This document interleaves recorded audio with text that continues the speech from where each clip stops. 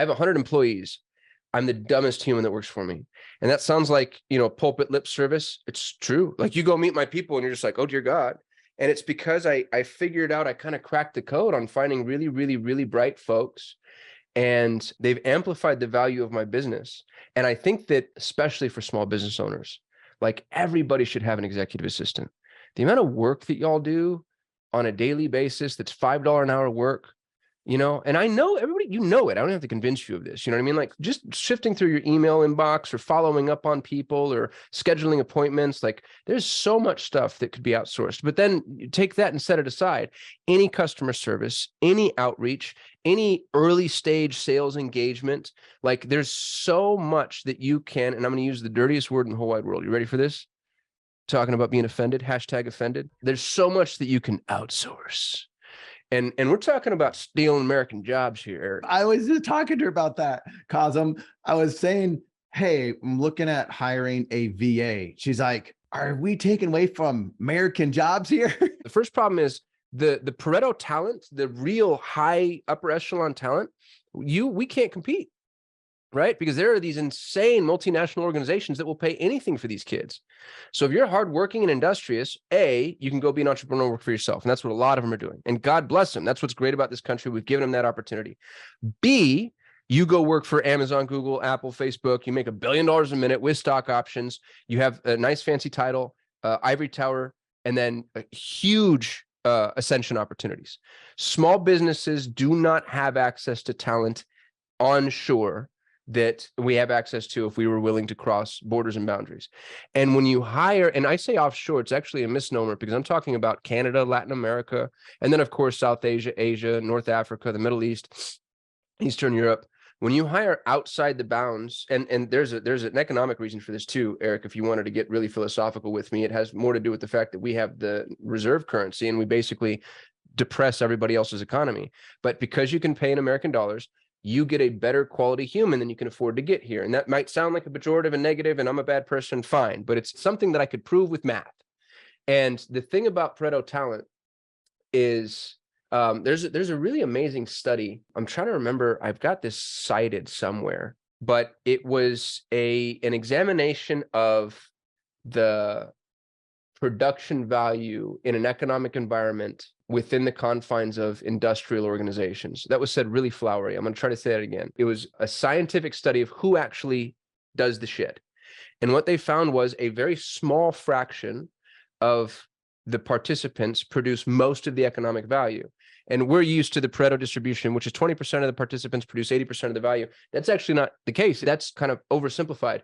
The actual math was the square root of the total participants produce half the value.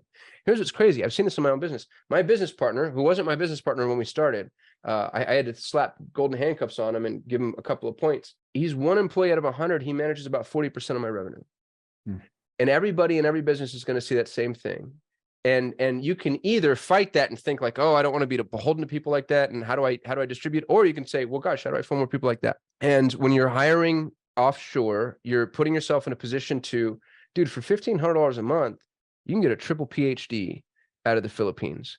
Like a truly extraordinary human. I've got a bunch of them, a ton of case studies. I've got a girl, Julianne. She was my EA for a long time. She's now my director of automations. When I sold my agency, one of the reasons that the folks that bought us, they're very large, $700 million valuation. One of the reasons they bought us is because I have the best engineering of any agency that I've ever seen. It's because of this, 24-year-old Filipino Julianne, who I started paying $1,500 a month to. She's now my director of automations. I've got another gal also in the Philippines, Angelia, who runs my customer onboarding department. She is the most accountable human I've ever met in my entire life. My current CTO right now also started as my EA. His name's Ivan. He was in Ukraine. I've got a kid, Dean. Dean is not only one of the best Google Ads managers we've ever had, but he's brought me 5 other people just like him. He ends up being like a lighthouse employee. And I pay more than anybody would ever pay in whatever geography they're in. That's the key, by the way. So the average Filipino VA makes $500 a month. I pay $1,500 a month. And I get the best people in the whole wide world. And then I let them loose. That's the other piece. We have this opinion as to what offshore labor is capable of. They're capable of like data entry, website scraping, maybe low-level call center stuff. And then people have bad experience with offshore labor and they're like, oh, it doesn't work. And my question for them is, how long would you last in that job? Somebody sat you in front of a computer and like, all right, bro, you're going to do data entry every single day for 8 hours a day for the, you know what I mean? Like I would chew my fingers off.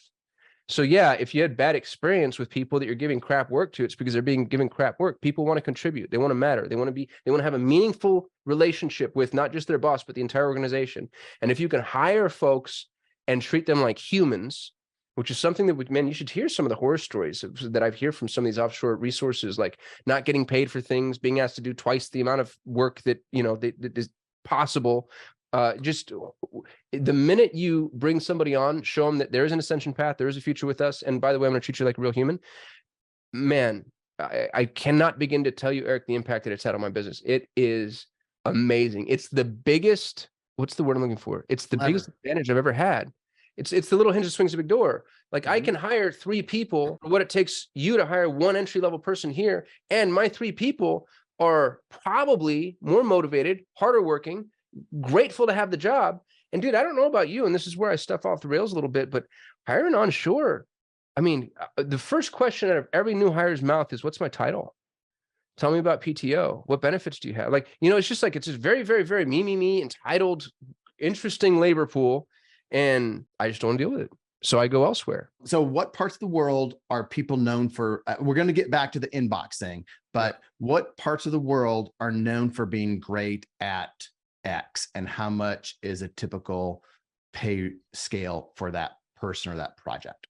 Yeah. The Philippines is great for creative. And, this again starts to get mildly racist because you start to like caricature people and make stereotypes. I think there's anthropological reasons for these things. With the Philippines, Design Pickle went into the Philippines and started hiring a bunch of graphic designers. And so I think what that did is it just created this rush for people to go into graphic design school. So if you want graphic designers, content creators, and I mean written content, video editors, love the Philippines. I also really like the Philippines for customer service when written. I don't love the Philippines for customer service if we're talking on the phone. And it's honestly, dude, it's because people in the States are just, I've heard the call recordings where I know you're on the phone with an intelligent human who can solve your problem. And the minute you hear their accent, you're just like, oh, great, here we go. Yep. And then we get our loud, boisterous Americans. And so for people on the phone, I prefer Latin America and specifically Mexico. Mexicans watch US television, I found out recently. And so their accents tend to be a little bit more aligned with ours. The Eastern Europeans are some of the smartest people in the whole wide world, especially as engineers. The problem with Eastern Europeans is, well, and I'll talk about the problems too. Filipinos are the least combative humans you'll ever meet in your entire life. So it's really hard to give them constructive feedback. You have to be very soft in your delivery. Eastern Europeans will never do anything wrong. So if you're like, hey, I know generally speaking, it should be a circle and the rules say it should be a circle. The client wants a square. Let's just make it a square. They're not going to do it. They don't care what you're getting paid. They don't care. They cannot, it's a philosophy somehow. But again, the thing about the Eastern Europeans is they're the most accountable humans I've ever worked with. You can really trust if they say it's going to get done, it's going to get done. Indians and Pakistanis, not so much. And I'm Pakistani, I'm allowed to say this. If a Pakistani tells you Friday at noon, it's Monday at 3. And then they're kind of mad that you're mad. They're like, dude, like you knew going into this. I was, time is not a science. But if you want engineering help, media buying, web development, software engineering, like there's no place in the world that has such an amazing inventory of people that can solve any problem, like true problem solvers and fun to work with. The thing is about Indians and Pakistanis is they've been the most poorly treated of any group of humans I've seen in the labor force. And so you really have to earn their trust. It's not uncommon for you to hire somebody in India or Pakistan and they have 3 other jobs because they don't trust for a minute that you're going to pay them. You're going to pay them on time. You're going to pay them what you promised to pay them and that you're going to keep them around. Thanks for listening to this episode of the Franchise Secrets Podcast. Whether you're watching or listening, please make sure to subscribe to my YouTube channel and to whatever channel you're listening on. If you want my help with anything from buying a franchise to franchising your business, please visit franchisesecrets.com.